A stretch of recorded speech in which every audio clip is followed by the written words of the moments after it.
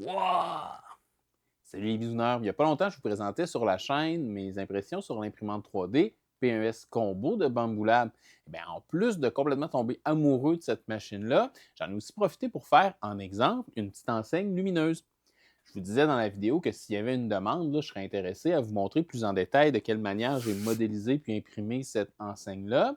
Et vous avez été nombreux à me répondre que ça vous intéressait. Donc aujourd'hui, ce qu'on va faire, c'est qu'on va en fabriquer une autre, puis je vais vous montrer là, étape par étape comment je m'y prends. C'est parti!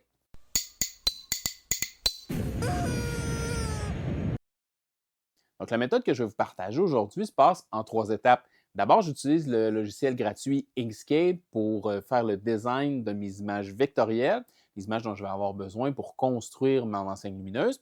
Ensuite, la deuxième étape se passe sur la plateforme web Tinkercad, où on va se servir là, des images vectorielles qu'on a créées à la première étape pour faire différents volumes qu'on va agencer ensemble pour donner là, la 3 dimensions de notre enseigne lumineuse. Et la troisième étape se passe là, dans le logiciel qui est directement relié à l'imprimante.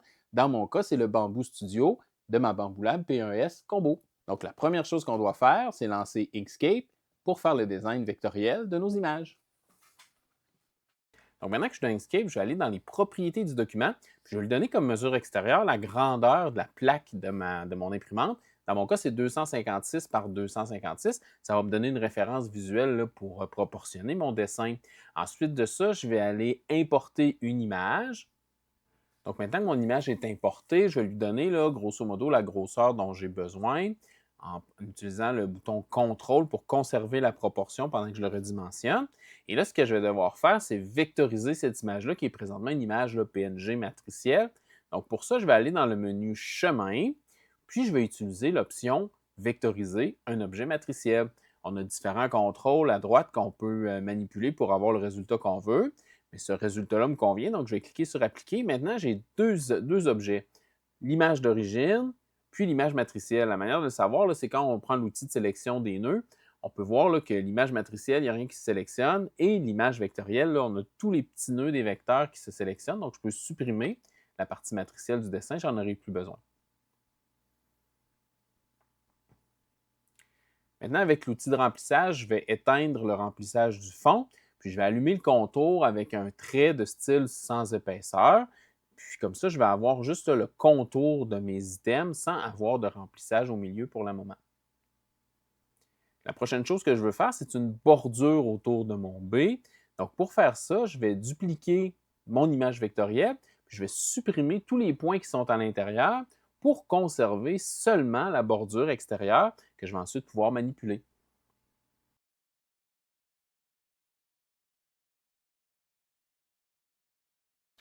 Donc maintenant que j'ai supprimé les points qui ne m'intéressaient pas, je vais aller dans le menu chemin et je vais utiliser l'option dilater. Cet outil-là va me permettre là, de faire une bordure qui s'éloigne de mon dessin pour faire là, justement un contour assez fin qui va servir là, à faire la bordure extérieure de mon enseigne.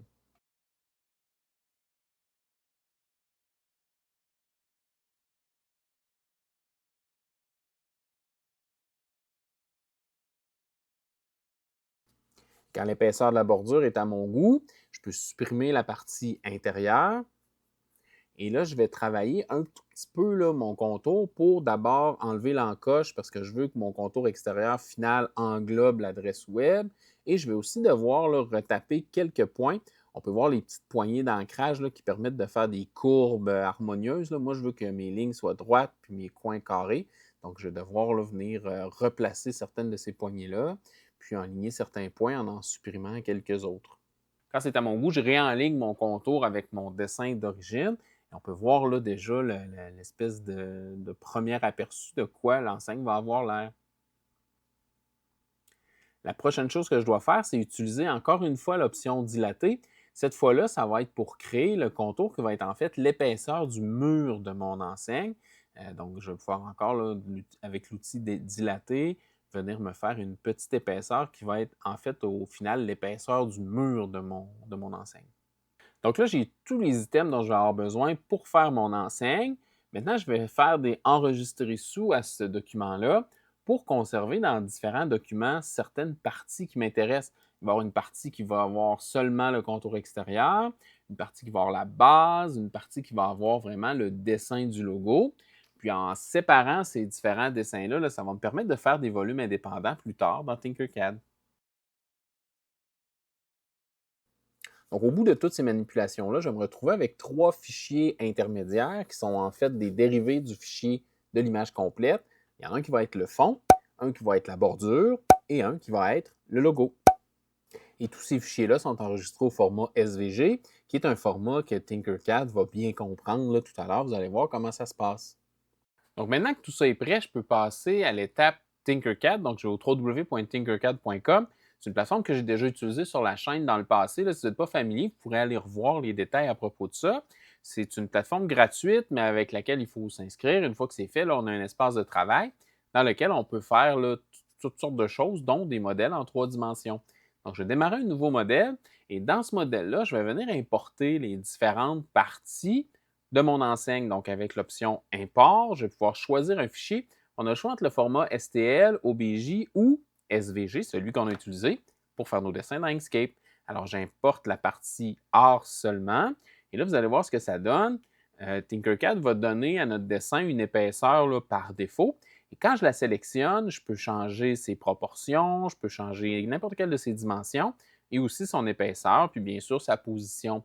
Donc, dans ce cas-là, pour la bordure, je vais garder la position à 0 et puis je vais changer sa hauteur pour en faire une bordure là, de 50 mm de haut. Et là, je vais venir ajouter à l'intérieur de ça la base, c'est la couche blanche qu'il va y avoir entre les détails du design.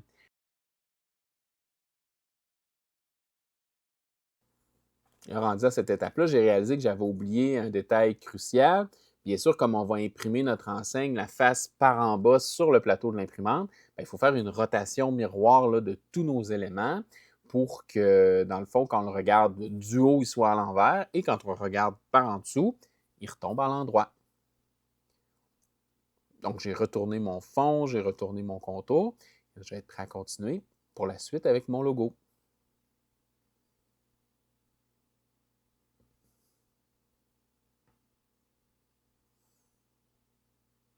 Donc, pour faciliter la différenciation entre les différentes parties de l'enseigne plus tard, je vais placer mon fond à 1 centième de millimètre du sol. Ça ne va rien changer pour l'impression, puis ça va faciliter les choses plus tard. Donc, maintenant que mon fond est placé, je vais importer mon logo. Encore une fois, l'art seulement. Et ce logo-là aussi va être retourné de 180 là, pour faire un effet miroir. Celui-là va être placé à 0 du sol, directement au sol, pour encore une fois avoir une petite différenciation avec le fond de la lampe qui, lui, est à 1 centième de millimètre du sol. Et comme épaisseur, j'ai choisi là, 1,5 mm. Ça va être l'épaisseur du fond puis l'épaisseur du logo. En fait, le fond, vu qu'il est à 1 centième de millimètre du sol, lui, va avoir 1,49 mm d'épaisseur, alors que le dessin, lui, va avoir 1,5. Tout ça va être au même niveau là, à l'intérieur de l'enseigne.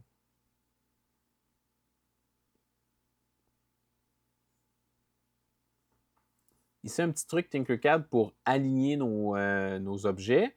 Comme là, on peut voir que mon logo est complètement dans le champ par rapport au reste de la lampe. Donc, tout ce que j'ai à faire, c'est les sélectionner, tous les items, et utiliser l'outil Aligner. Et là, j'ai toutes sortes de petites poignées qui apparaissent là, qui me permettent d'aligner ce qui est sélectionné dans à peu près tous les sens, là, dans le sens vertical, horizontal, et aussi de haut en bas, là, selon l'axe Z. Donc, présentement, mon logo et mon contour sont à 0 du sol. Le fond est à 0,01 mm du sol. Donc, tout ça là, va être un petit peu décalé, mais juste assez pour faciliter la répartition des couleurs, mais pas assez pour que ça fasse une différence quand on imprime. Donc, cet agencement-là est à mon goût. Donc, je vais pouvoir l'exporter. Je vais lui donner un nom pour bien le reconnaître. Et ensuite, je peux utiliser le bouton Export qui est en haut à droite dans l'interface de Tinkercad. Une fois que je clique sur Export, j'ai différents choix de format de fichier. Moi, je vais utiliser le format STL, qui est super facile à manipuler là, dans le Bamboo Studio pour la prochaine étape. Donc, c'est justement là qu'on est rendu. Maintenant, je vais démarrer le Bamboo Studio pour venir là, préparer mon impression.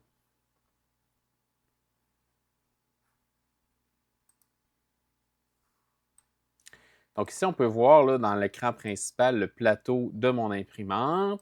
Ici à gauche, on a toutes les options d'impression, dont le choix de couleur. Ici, j'ai 4 bobines qui sont installées dans mon AMS sur ma P1S. Il s'agit d'un blanc un peu marbré, un blanc normal, un noir et un rouge. Donc, ce que je vais faire, c'est que je vais cliquer ici sur « Ajouter », puis je vais venir chercher le fichier là, que j'ai exporté au format STL. Donc, on peut voir à quoi ça ressemble. Présentement, ça a l'air d'être un volume complètement plein.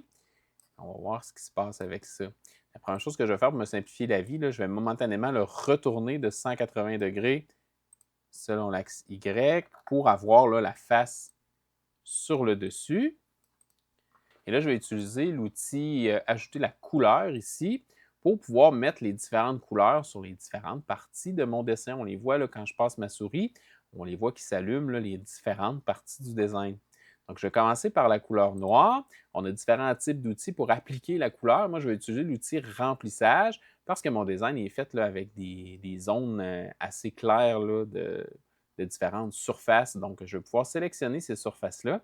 Et si je commence par le noir, bien, je veux que ma bordure extérieure soit noire. Donc, je vais venir sélectionner toutes les surfaces qui font partie de la bordure extérieure, que ce soit à l'intérieur ou à l'extérieur de mon enseigne. Et il ne faut pas que j'oublie cette partie-là de la bordure. Donc maintenant, ma bordure extérieure est noire. Puis je veux que tous mes dessins, là, le logo avec les lettres, soient noirs aussi. Donc je vais venir sélectionner cette partie-là qui va être noire. Puis les lettres de l'adresse web.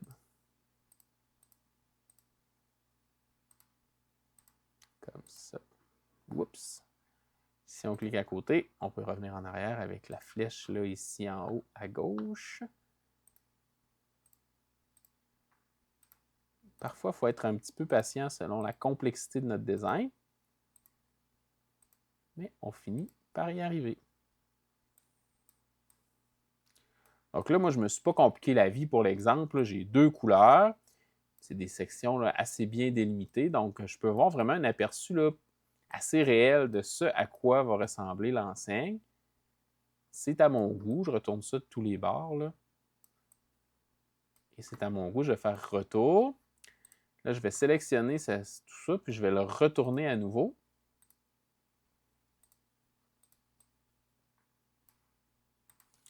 « 180 selon X. Y, pardon. Et là, je vais placer ça sur la surface de mon imprimante. Ici, il faut réserver un espace. Comme j'ai plusieurs couleurs, là, je dois réserver un espace pour une tour de purge. Donc, je dois m'assurer qu'il n'y a pas de conflit entre les deux. J'ai de l'espace tout le tour de mon plateau. J'ai de l'espace entre la tour de purge et mon modèle. Donc, ça me va comme ça. On peut voir là, que notre design va s'imprimer contre le plateau. Puis quand on va retourner l'enseigne, on va avoir notre design à l'endroit parce qu'on a fait notre miroir là, tantôt dans Tinkercad. Donc, quand ça, c'est à mon goût, je clique sur « Trancher le plateau ». Et là, couche par couche, le logiciel va analyser là, où la machine doit passer, quelle couleur elle doit mettre. Et je vais avoir un total de quantité de filaments dont je vais avoir besoin pour chacune des couleurs et au total. Et aussi une estimation du temps que ça va prendre de faire l'opération. On a 6 minutes de préparation dans ce cas-là et 3h21 d'impression. Donc, total tout, ça va nous donner 3h27 de traitement. Quand tout ça est à mon goût, je peux cliquer sur « Imprimer le plateau ». Et comme mon Bamboo Studio est connecté avec ma P1S, bien, je peux déjà là, venir l'envoyer à l'imprimante. J'ai ici là, la P1S qui est configurée. Donc, je prends « Envoyer l'impression à la machine ». Je vais cliquer ici l'option « Timelapse ». Ça va me permettre de faire une belle vidéo en accéléré du processus pour pouvoir vous montrer là, comment ça s'est passé. Et c'est parti. L'impression est en train de s'envoyer par Internet via mon réseau Wi-Fi directement sur l'imprimante. Et une fois que ce sera parti puis que le travail va être commencé, là, bien, je vais pouvoir faire autre chose avec mon ordinateur. Je pourrais même préparer une autre impression pour une autre imprimante là, directement dans le Bamboo Studio. Donc ici, j'ai mon AMS avec les différentes bobines chargées. Je vais utiliser la noire et la blanche pour cette impression-là. Et ici, à l'écran, on a les détails de ce qui est en train de se passer. Les 6 minutes quelques de préparation, c'est un nivellement automatique du plateau. le réchauffement là, du lit d'impression et de la buse aussi. Donc, on va passer à travers ces quelques étapes-là. Et puis après ça, l'impression là, va pouvoir débuter en tant que telle. Petite note à propos de la porte. La P1S est prête là, avec son enceinte fermée à imprimer des filaments qui ont besoin d'une certaine température à l'intérieur de la surface de travail. Mais dans le cas du PLA que j'utilise aujourd'hui, on préfère faire ça à l'air libre. Donc, je vais laisser la porte entrouverte pour la durée du travail.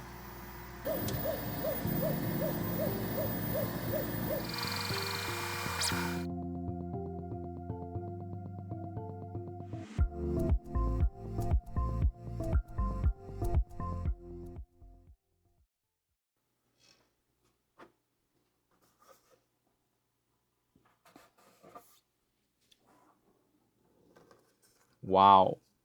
Je la trouve parfaite. La définition entre les couleurs est super belle. L'épaisseur du fond est juste bien. La bordure s'est imprimée d'une manière super uniforme. Franchement, j'ai vraiment rien à redire sur la manière dont cette pièce-là est sortie de l'imprimante. Il va juste rester à coller une bande de lumière d'aile à l'intérieur, puis on va être prêt là, à afficher ça quelque part sur un mur de la bisounerie. En tout cas, j'espère que mes petits trucs d'aujourd'hui vont vous avoir inspiré à vous lancer dans un projet semblable. Si jamais c'était le cas, laissez-moi savoir dans les commentaires. Je serais vraiment curieux de savoir à quoi vous êtes arrivé. Une autre chose qui me ferait super plaisir, si vous avez apprécié la vidéo d'aujourd'hui, laissez un beau petit pouce de like juste en dessous. Ça m'aide beaucoup à faire grandir la chaîne. Puis une autre chose qui m'aide beaucoup, si vous n'êtes toujours pas abonné, c'est de vous compter parmi notre grande famille de bisouneurs. Ça me ferait super plaisir là, de vous avoir à bord. En plus de rien manquer de votre dose hebdomadaire de bricolage techno en français, vous allez m'aider à réaliser mon rêve impossible d'avoir un jour 100 000 abonnés. Merci d'avoir pris le temps de regarder. À bientôt!